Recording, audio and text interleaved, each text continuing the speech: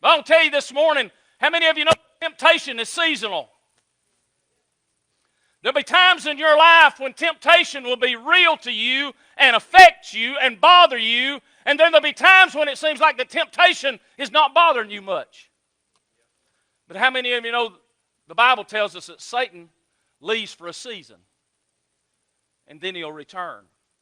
Temptation's a common thing, but temptation is not a sin. But temptation is the sidewalk that takes us to sin. The power of temptation can be situational, it can be sensual, and it can be emotional.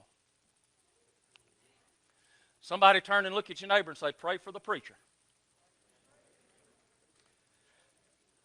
I want to talk to you this morning. Listen to me, husbands, men. There's a rooftop with Bathsheba out there just for you. Can somebody say, y'all ain't saying amen or oh me, either one. Y'all ain't saying much at all. Amen or oh me. There's a rooftop with a Bathsheba bathing without any clothes on so that you can look. There's one out there. There's also a hand-warming fire that leads to cursing and denial for every one of us in this building.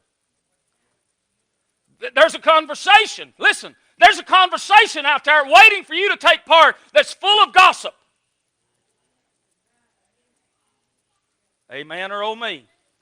And we need to close our ears and close our mouth. In the world out there, there's a Potiphar's wife, and there's a Delilah's lap for every person in this building. Here's something very important to remember. Listen at me, folks. Joseph ran, but Samson didn't. Some go through it, others are ruined by it. Temptation, that is. And our response is the key to what happens after the temptation.